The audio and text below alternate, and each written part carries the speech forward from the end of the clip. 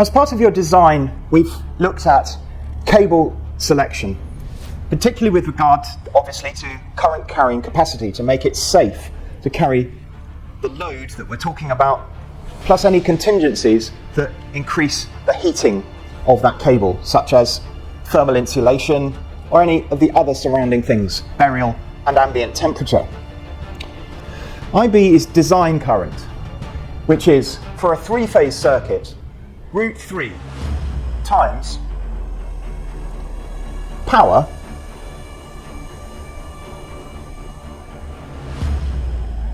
divided by volts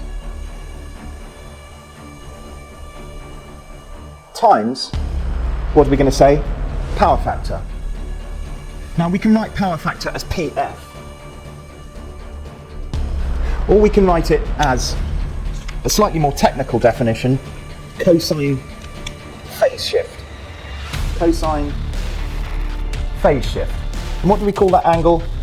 Well, I call it angle theta, but some people call it angle phi.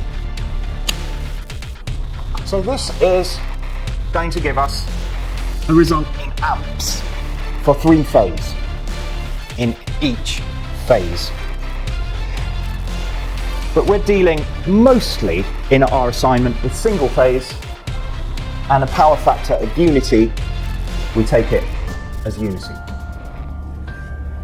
So we work out the power we need, 9,000 watts, over the voltage for a single phase, 230 volts. And we come up with 39 amps.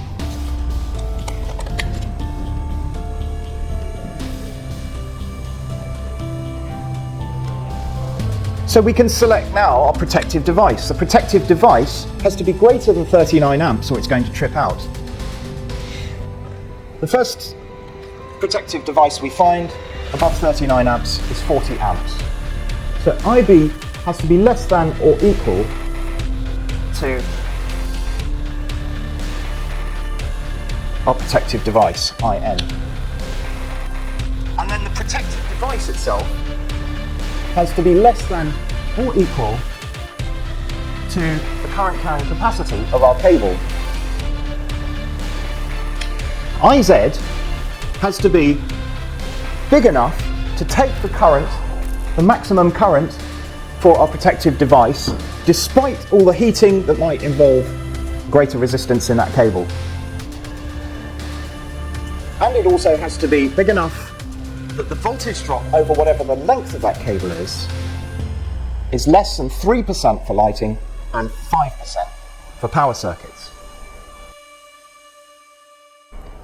We're going to get onto voltage drop, but let me just remind you that IZ is equal to IN over CA times CG times CA times CI times fuse factor, if we're using a fuse. And fuse factor is something like, well, don't quote me on this, 0.725. And that is because fuse factor is half of 1.45, if you find that easier to remember. We do that, IN, which is 40, is divided by all these decimals, and we end up with probably a much bigger figure than 40 amps. So let's say that our cable goes through thermal insulation for more than half a metre. We instantly double that 40 because CI becomes 0.5. Take all the others as red at 30 degrees centigrade.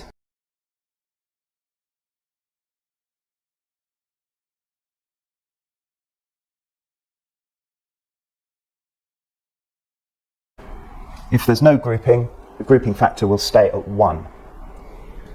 We need something that is then going to take 80 amps for IZ. If we look at that, in one 2-core cable, okay, In table 4 echo 2 alpha, multi-core 90-degree centigrade thermosetting insulated plastic sheath cables. That's the flat cable, and it's the white cable with the higher temperature rating. We can see that 80 amps is going to give us 25mm cross-sectional area cable. That isn't going to work. So what we're going to have to do now is to direct our cable route out of any thermal insulation so that we can stay with 40 as our minimum current carrying capacity. That 39 amps is our design current and 25 meters is our cable route. But our cable and electricity has to go out through the cable route along the line and back through the neutral conductors. So we need to change that up to 50 meters. The result of this sum is 15,405 millivolts, or 15 volts. Now this is a power circuit, a 9 kilowatt power circuit. And all we've got to do is work out if 15,000 millivolts is less than 5% of 230. So for this cable run, which we've taken 25 meters for, we're going to have to go up in cable size from 6mm to 10mm. And then we'll be below the 5% voltage drop. Let's just do that now. If we stick with the same multi-core 90-degree thermosetting cable, though there's no need to, because we're going up in size to 10mm now, that the 70-degree thermoplastic sheathed flat cable will cover our needs because we've gone up in size.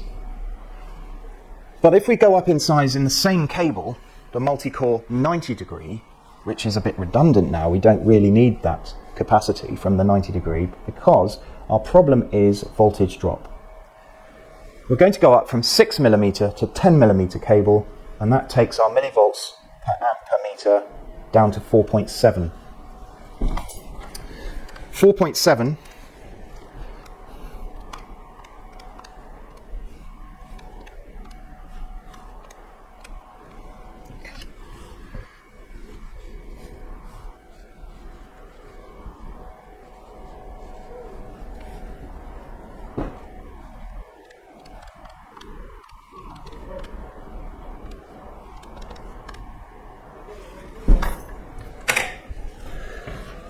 If we do the calculation here with 4.7 millivolts per amps per meter, the same amps, the same meters, we end up with this answer, 9,165, and that is a 4% voltage drop.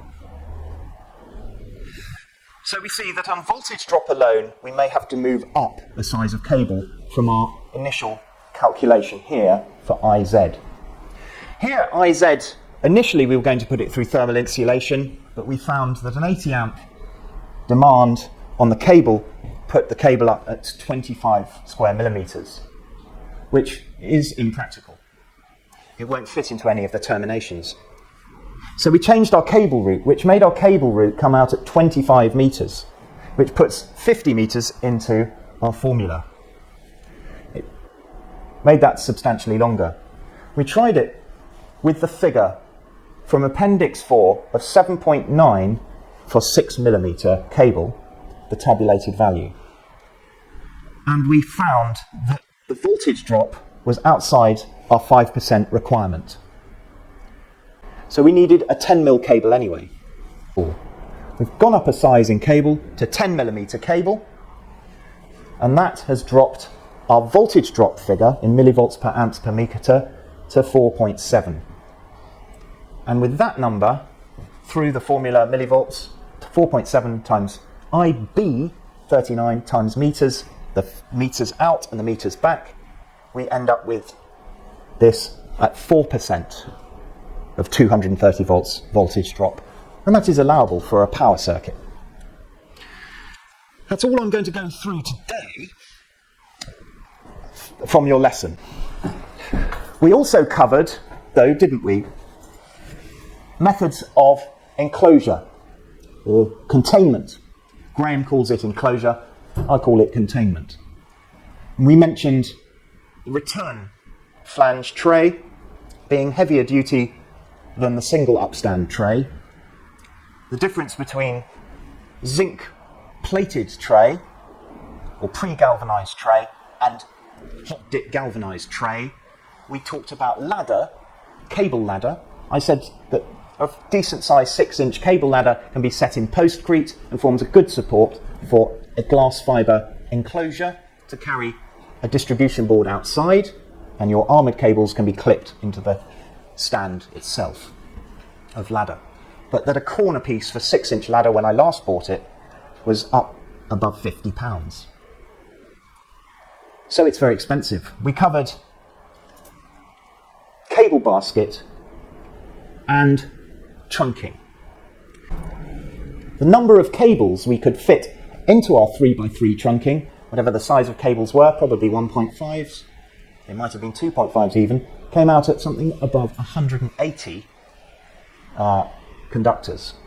When working out for trunking factors, that trunking factors are not affected by bends in the trunking. And the reason for this is that we're not drawing the cables into the trunking in the same way as we are for conduit.